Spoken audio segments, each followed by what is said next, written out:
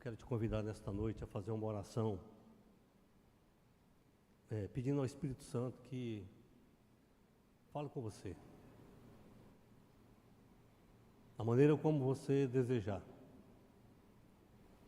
Um dia o profeta Elias fugia de Jezabel e ele foi se abrigar em uma caverna.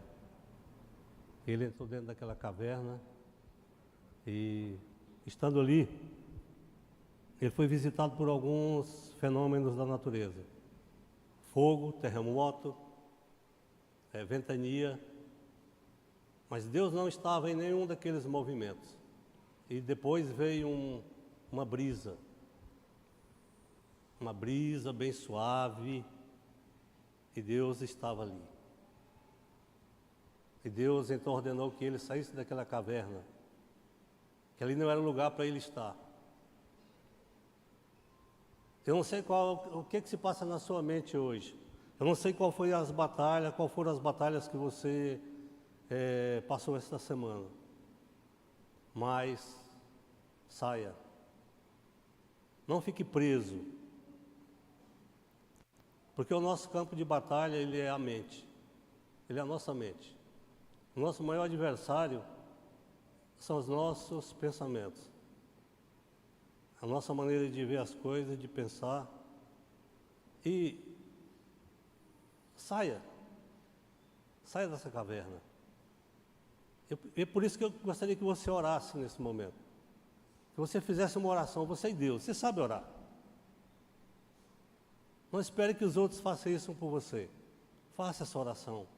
O que que você espera? Qual é a tua expectativa aqui hoje? Peça a Deus para te trazer uma resposta. Pai, no nome de Jesus, nós te louvamos, nós te agradecemos pelos teus feitos e maravilhas.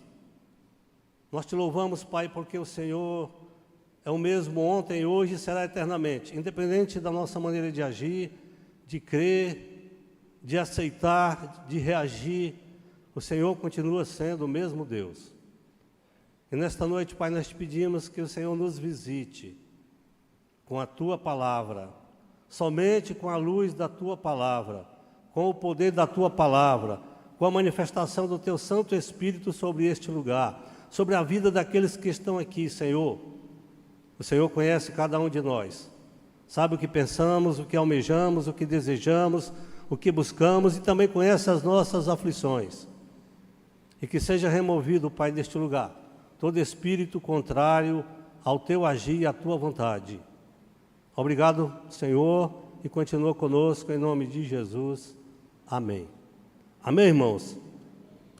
No livro do profeta Amós, no capítulo 3, no verso 7, diz assim: certamente o Senhor Deus não fará coisa alguma sem antes revelar os seus segredos aos seus servos, os profetas.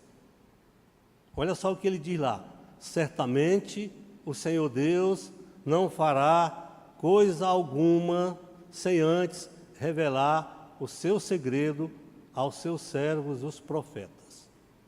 Quando que ele falou isso? Ele falou isso no tempo do rei Uzias. O profeta, ele residia em Judá, mas essa profecia, ele liberou essa profecia em Jerusalém.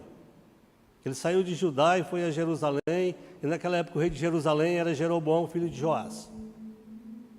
Então, ele foi com uma missão, tanto que o rei pergunta para ele: quem é você? Você é um profeta? Ele falou: não, eu não sou um profeta.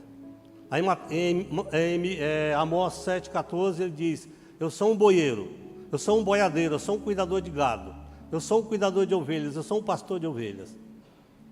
Deus usa quem Ele quer, onde Ele quer, como Ele quer e quando Ele quer.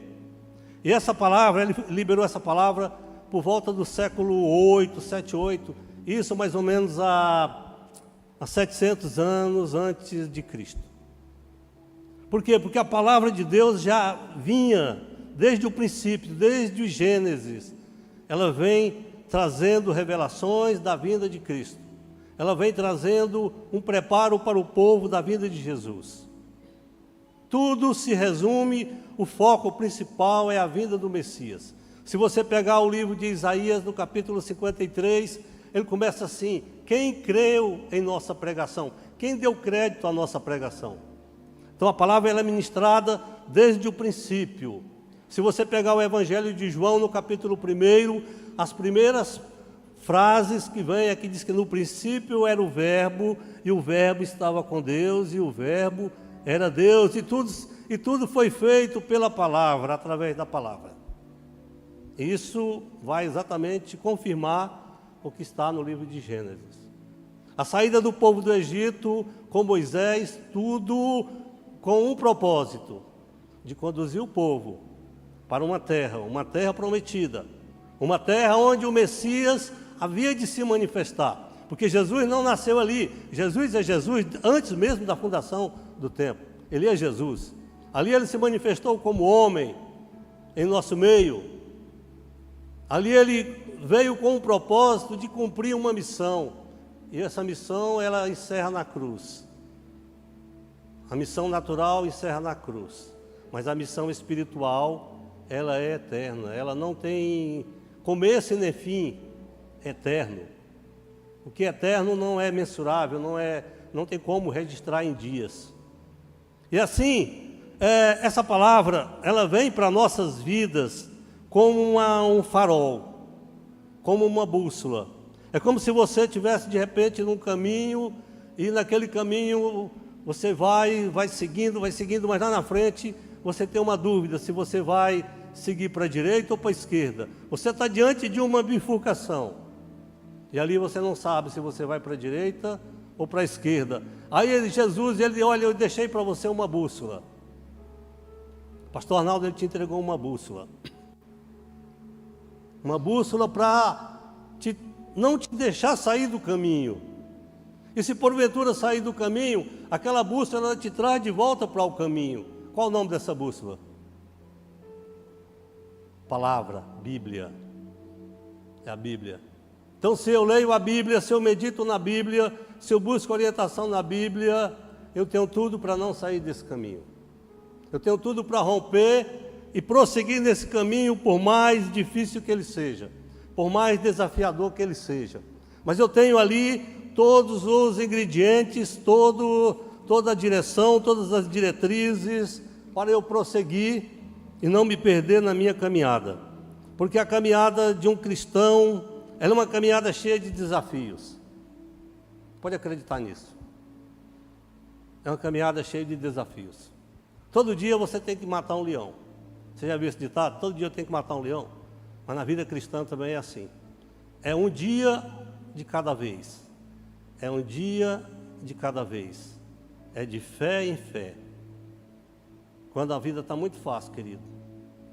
Quando a minha vida está muito de festa. Pelo menos na minha imaginação. Alguma coisa está errada. Porque a palavra fala que ao meu redor, ao nosso derredor, existe leões buscando uma brecha para nos tragar. Esses leões têm um nome que se chama demônios. E é por isso que nós precisamos entender que essa palavra, ela é a verdade. Essa palavra ela é incorruptível. Essa palavra não aceita negociata. Essa palavra não aceita suborno.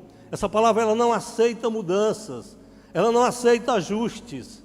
Ela é perfeita. Ela é perfeita desde o início. Ela é perfeita. A palavra de Deus, ela é perfeita. Ela é como uma espada que é capaz de penetrar no seu íntimo e remover, e promover, e transformar, e resgatar. Agora, o que eu devo fazer?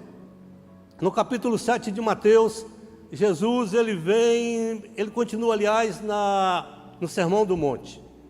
Se você pegar o capítulo 5 de Mateus, ali Jesus, ele sobe ao monte, ele percebe que a multidão está ao seu redor e ele sobe ao monte.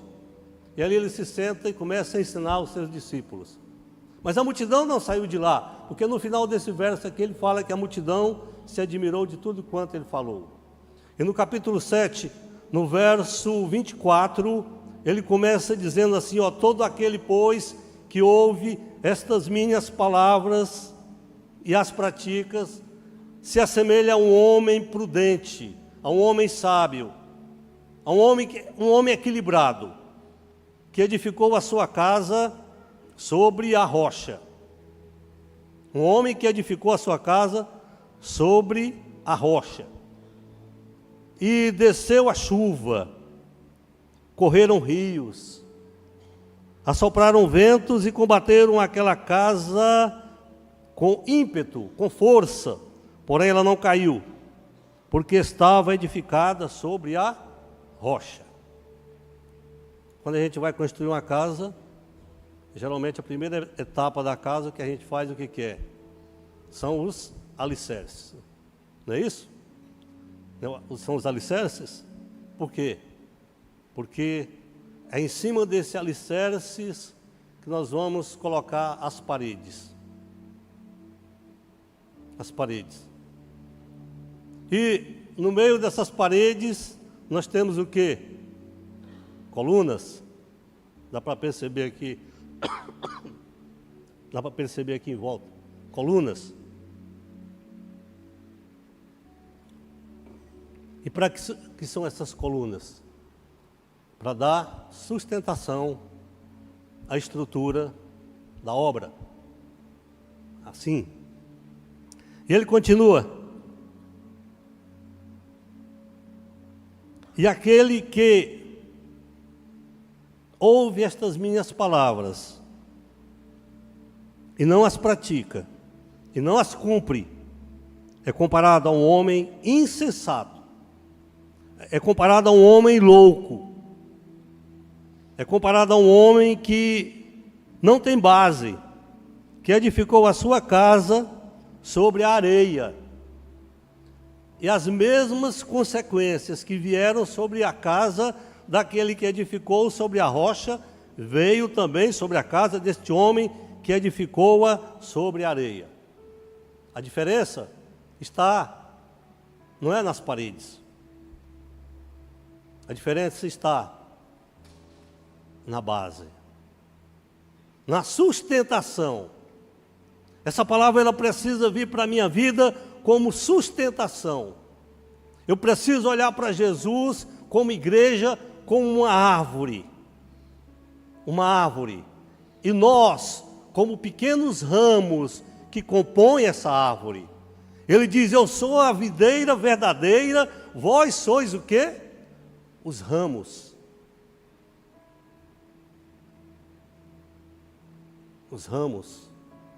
Então essa palavra, ela precisa estar dentro de mim, com base, com sustentação, para quando eu for testado, quando eu for provado, quando as tempestades vierem contra a minha vida. Porque aqui, na realidade, o que Cristo está falando é que essa casa não é uma casa, um prédio, uma estrutura, um imóvel, só é você e eu.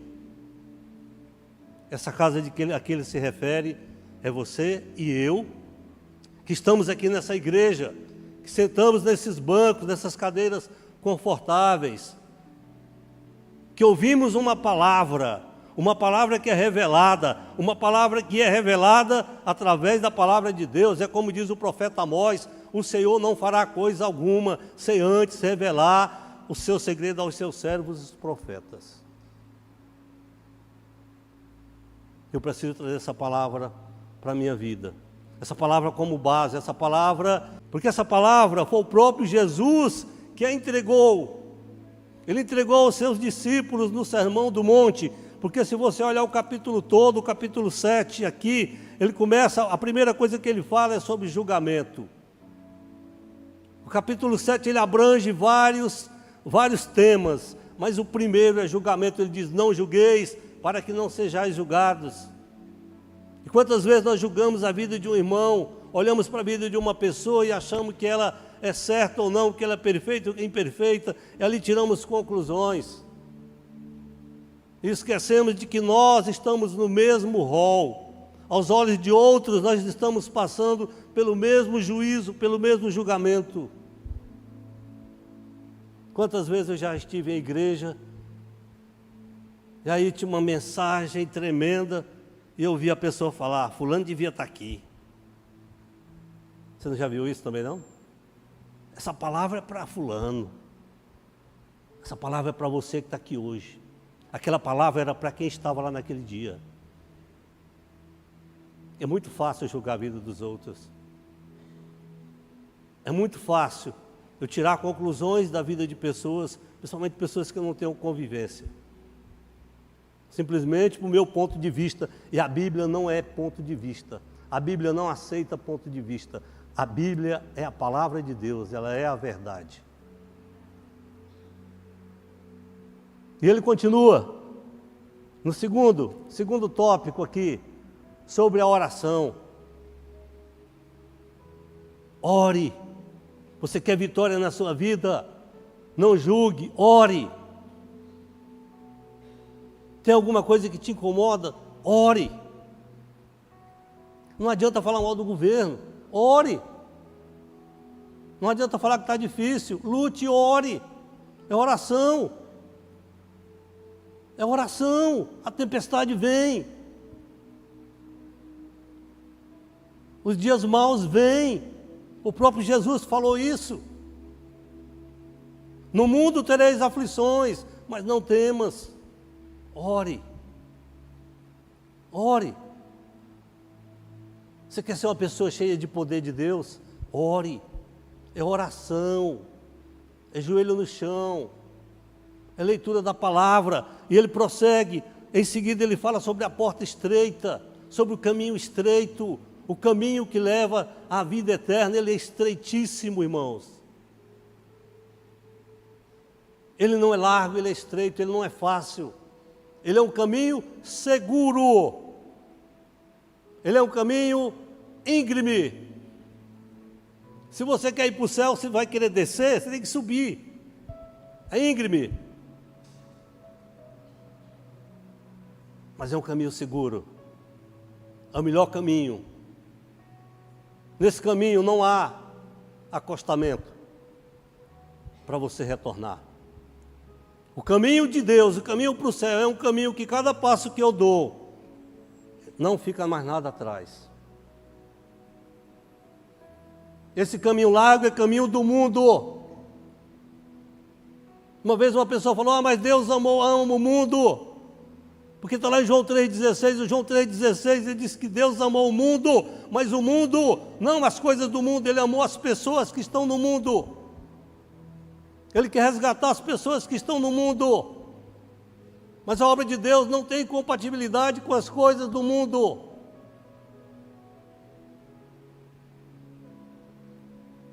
O caminho é estreito. Ele prossegue. Cuidado com os falsos profetas.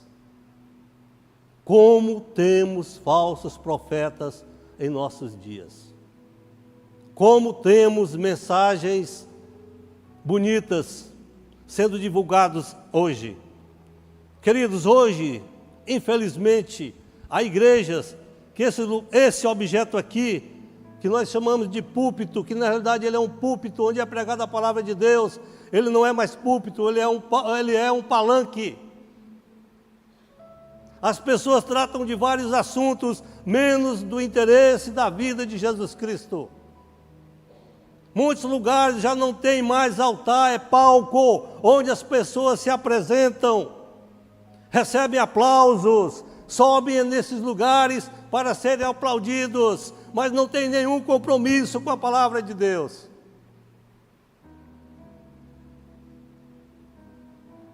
E essas palavras são divulgadas por aí todos os dias, de fontes que não se sabe de onde, mas homens que foram preparados para falar bonito, para expressar um discurso excepcional que tem levado muitas pessoas a se perderem.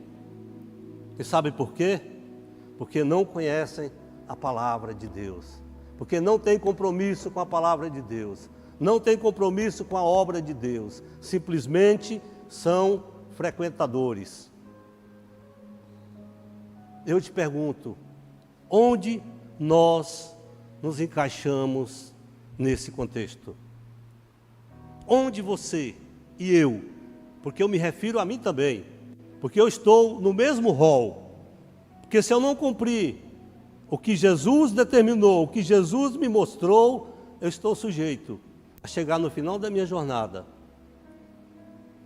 e tudo por água abaixo. Simplesmente por negligência, por escolha, por displicência.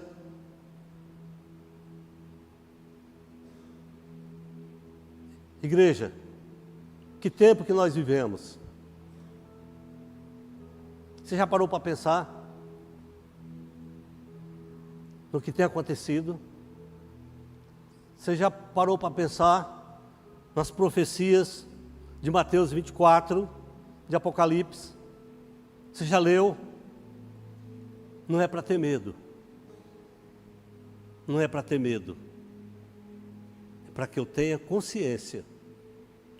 É para que eu tenha a convicção plena de que eu estou caminhando em um caminho seguro. Às vezes, eu fico pensando que tem pessoas que quando a gente conversa com pessoas, elas acham que o pastor é responsável pela salvação dela. A esposa é responsável pela salvação do esposo. O esposo acha que a esposa é responsável por ele. Não é. Não é. Cada um irá dar conta de si. Cada um dará conta de si mesmo. A palavra é pregada. A palavra é mostrada para vocês. A palavra é revelada. Aqui Jesus diz: ei, pare, não edifique sua casa sobre areia. Edifique sua casa sobre uma palavra inabalável, porque as tempestades virão, haverá dias difíceis, mas você estará seguro, você está dentro de uma casa segura, uma casa que foi edificada sobre a rocha, e você não será abalado. O que mais me consola em tudo isso é que depois de tudo, vindo o que vier, não seremos abalados. Porque o chão treme, o vento sacode. E aí eu fico pensando, meu Deus, para onde iremos nós? Para onde iremos nós? Lembra a pergunta de Pedro: para onde iremos nós? Se eu tiver conhecimento, se eu conhecer a palavra dele, eu digo: é contigo, Senhor, porque só tu tens as palavras de vida eterna. Só o Senhor, só Jesus. Olha, eu trabalho muito, eu trabalho com vendas. Eu trabalho muito. Essa semana foi pegada.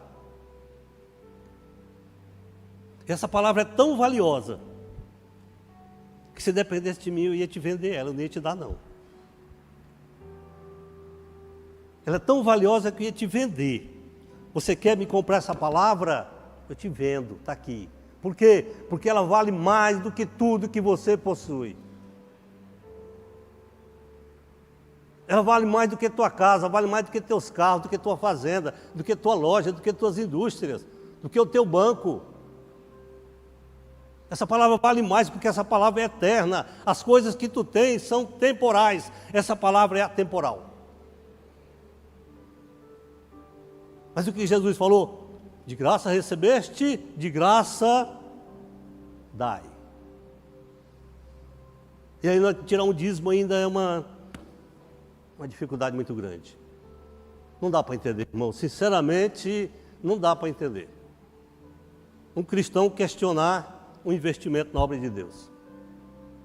Não vou nem falar de dízimo. Um investimento na obra de Deus.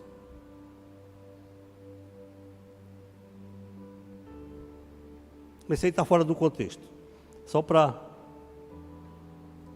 Mas deixa eu te falar aqui uma coisa.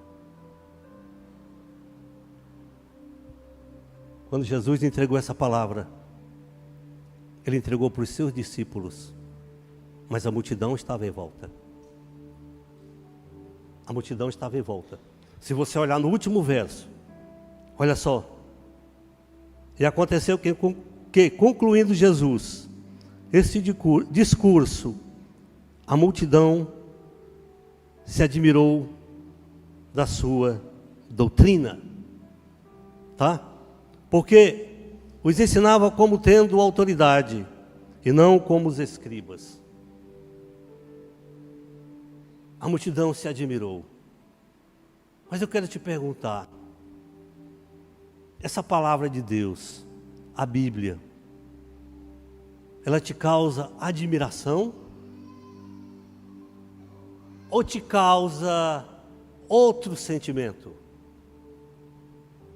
Porque se essa palavra de Deus, ela te causar simplesmente admiração, nós não entendemos nada do que está escrito aqui. Porque eu não sou admirador da palavra de Deus. Aqui Jesus está dizendo, você não pode ser admirador dessa palavra, você tem que ser praticante desta palavra. Essa palavra precisa estar na sua vida. Não significa que eu não vou cometer erros, não significa que eu não vou pecar mais. Eu peco todos os dias, mas eu preciso me voltar até ela para entender um processo. E dentro desse processo tem algo que precisa ser acertado.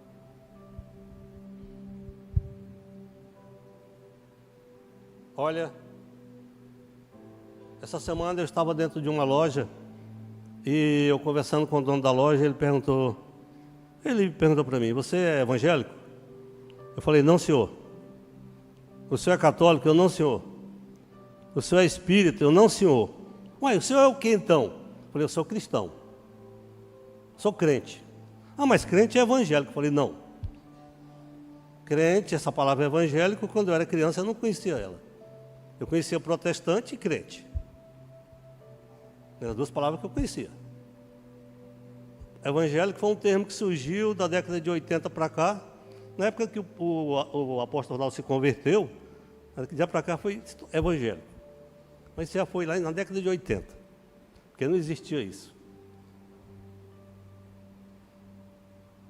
Ah, você gosta de música gospel. Depende. Essa palavra gospel eu não conhecia ela. Eu já procurei gospel na Bíblia, eu nunca achei gospel. Você achou? Nunca achei. Sabe o que nos falta, queridos? Entendimento. É como um advogado que quer defender uma causa sem conhecer a causa e as leis para as quais podem ser aplicadas no processo. É a mesma coisa. É como um médico que quer fazer uma cirurgia, mas não olha nem para os exames do paciente. Você já viu isso? Eu preciso conhecer. Eu não confio em ninguém que eu não conheço. Eu não confio. Eu já sou desconfiado por natureza. Mas eu não confio em quem eu não conheço. Tudo bem, pode me cumprimentar, podemos dialogar, mas até adquirir confiança leva tempo. Sabe por quê, queridos? Porque é aquela pessoa, e tu acredita em quê?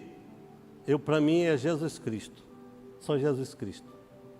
Ah, não, mas e as tradições? Eu falo, não. As tradições não existem? Existe, mas eu não acredito. Eu só acredito em Jesus Cristo. Não, mas as tradições estão acima da Bíblia. Ah, é? Então você fica com as tradições, que eu fico com a Bíblia. Onde estamos alimentando a nossa mente? Onde estamos? Qual é a fonte que tem alimentado o nosso coração? Aí vem a pergunta, Isaías 53. Quem deu crédito a nossa pregação? Quem deu crédito? Quem deu crédito à palavra de Deus? Uma coisa eu te afirmo, com toda segurança, que no final de tudo, no final de nossos dias, essa é a coisa mais certa que existe. Esse é um caminho do qual não temos como nos desviar dele. Estaremos frente a frente para uma prestação de contas. E aí vem a pergunta: onde você depositou a sua confiança? Onde? A quem você deu crédito?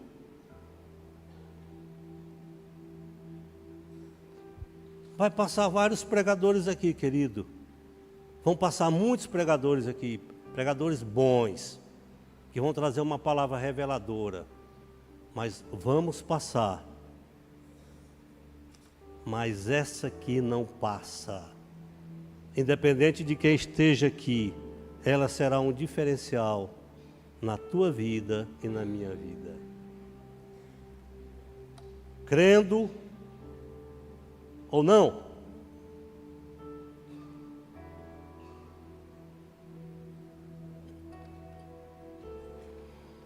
Se você observar bem, a jornada e o ministério de Jesus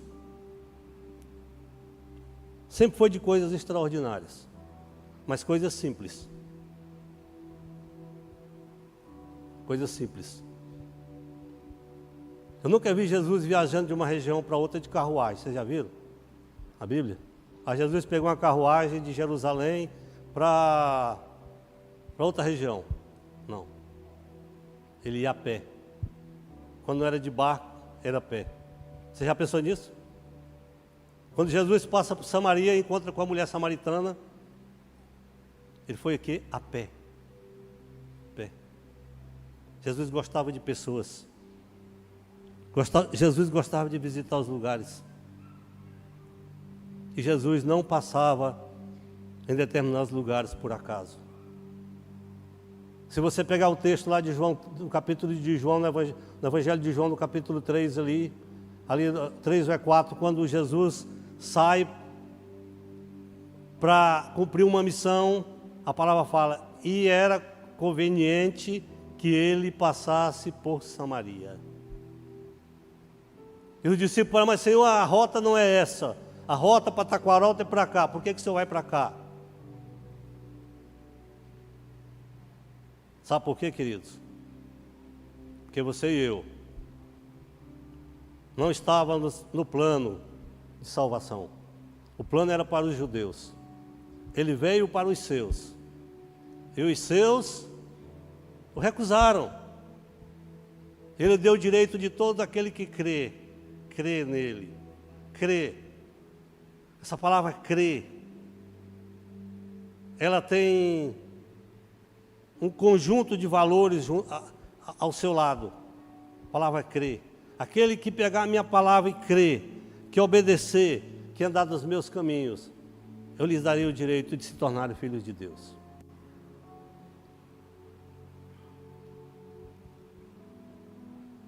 Às vezes nós ficamos pensando, o que eu estou fazendo nesse planeta? Não sei se é só comigo que acontece isso. Às vezes eu entro numa crise existencial, sozinho lá e pensando. Eu baixo a cabeça ali e fico olhando para um lugar e pensando, por que eu estou aqui? Por que eu nasci? O que eu vim fazer aqui? E história é essa? Eu nasci criança, espero morrer velho e pronto, só isso. Você já pensou nisso? Isso quando nós olhamos de forma natural. Mas quando nós olhamos para o plano de Deus, que aqui nós somos passageiros. Nós somos passageiros, sendo preparados para uma vida chamada eterna. Uma vida chamada eterna. É. Nós somos preparados. O inferno não foi feito para os homens. O inferno foi feito para o diabo e seus anjos. Agora os homens, Deus deu-lhes o direito de fazer uma escolha. E a escolha que eu te convido nesta noite não é para ser evangélico. Não é para você ser evangélico. Não é para você ser um admirador da obra de Cristo. É que essa palavra seja como um divisor de água na tua vida. Que você fala: Senhor, eu entendo todo o processo. Ele é muito doloroso o processo, Senhor. Uma jornada, Senhor Deus. Uma jornada contigo. Ela exige que eu pegue uma cruz. Que eu carregue uma cruz. Que eu renuncie às minhas vontades. Que eu já não faça mais aquilo que eu gostaria de fazer. Que eu já não esteja mais nos ambientes que eu gostaria de estar, que antes eu estava. Mas que eu estou num lugar, Senhor, que está em total sintonia com a tua vontade. Sabe por que eu estou te falando isso? Porque no final, meu amigo, meu caro irmão, minha cara irmã, no final, vai valer a pena. Você vai olhar e vai dizer: Senhor, valeu a pena eu fazer essa escolha. Senhor, valeu a pena eu renunciar às coisas do mundo. Senhor, valeu a pena eu dar crédito à tua palavra. Senhor, valeu a pena eu mostrar esse evangelho para a minha família. Valeu a pena, Senhor. Valeu a pena. Valeu a pena, Senhor, eu não negociar mais com suborno. Valeu a pena, Senhor, eu deixar de ser mentiroso nos negócios. Valeu a pena eu deixar de ser sonegador. Valeu a pena eu deixar de ser prostituto. Valeu a pena eu deixar de ser adúltero.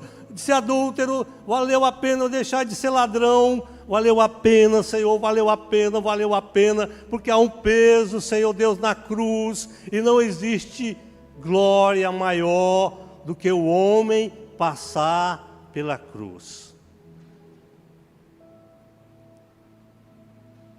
Não há. Eu não sei como é que está a tua vida hoje. Final de semana que vem, a maior festa mundana, suja, acontecerá no Brasil. Muitos perderão sua vida ali. Muitos serão contaminados. Muitos irão chorar na segunda-feira, na terça ou na quarta-feira. Muitos já não estarão conosco. Simplesmente por causa de uma escolha.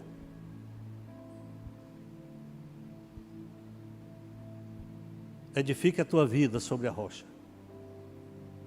Construa a tua casa sobre alicerces indestrutíveis. O Senhor Jesus é a rocha. Eu gostaria que você se colocasse de pé. Que você fechasse os seus olhos.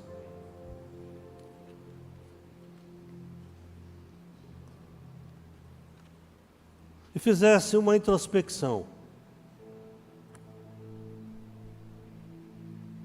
Não julgueis, para que não sejais julgados. Ore. Busque se firmar na oração. O caminho é estreito. O caminho é árduo. Mas ele é um caminho seguro. Ele é um caminho que, apesar das lutas, das dificuldades, você chegará ao seu destino. Não dê ouvidos às falsas doutrinas. Aqueles que gostam de aplausos. Aos que estão montando palcos para enganar muitos. Porque a palavra de Deus nos adverte. Se firme na palavra. Se firme na oração. Tenha compromisso com as coisas de Deus. Seja responsável no seu trabalho. Tenha comprometimento com as coisas que você assume. Você que trabalha, que é empregado de empresas, lembre-se que você assinou um contrato ali de trabalho. Você está enredado ali naquele contrato. Você precisa cumprir aquilo ali. Não seja displicente. Não seja mau testemunho. Honre tudo aquilo que você assumir. É fácil? Não é fácil. Mas vale a pena. Vale a pena. Eu gostaria que você orasse. Curvasse sua cabeça. Pense você de frente ao seu espelho lá na sua casa. Pense. E veja como que você está diante dessa palavra.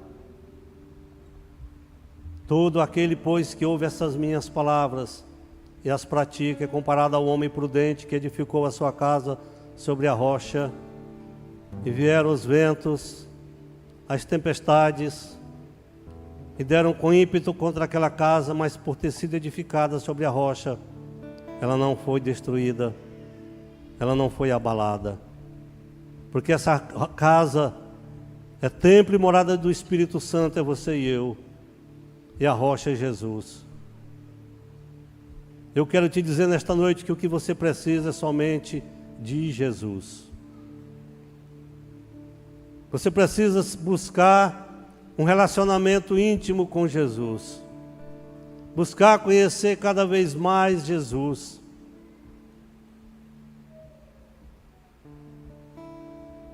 Ele é a nossa fonte, Ele é a nossa rocha, Ele é a luz do mundo.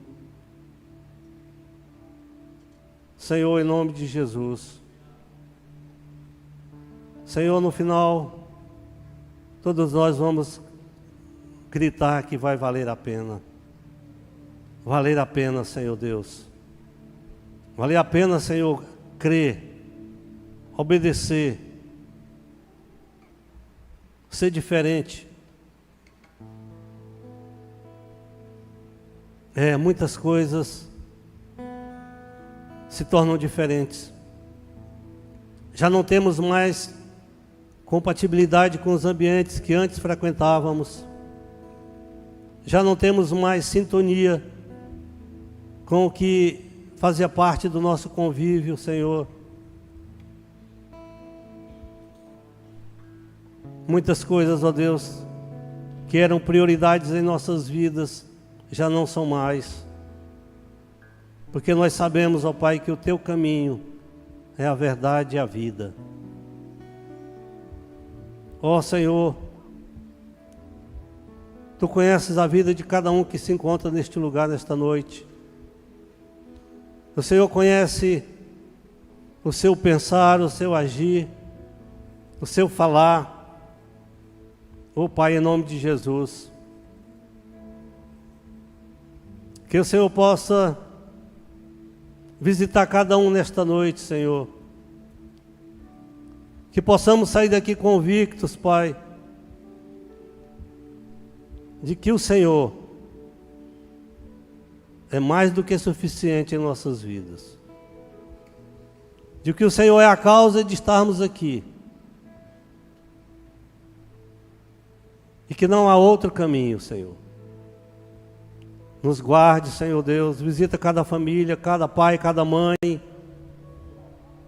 os filhos, ó Deus, independente do estado em que estejam e onde estejam, que o Senhor esteja cobrindo cada um nesta noite, Senhor Deus. Visitando cada um, Pai, com o Teu manto de proteção, levando consolo, conforto, sarando, Senhor Deus, restaurando, regenerando, Senhor, com o Teu bálsamo, Pai. Ó Senhor Jesus, que haja mudança em nosso meio, Pai.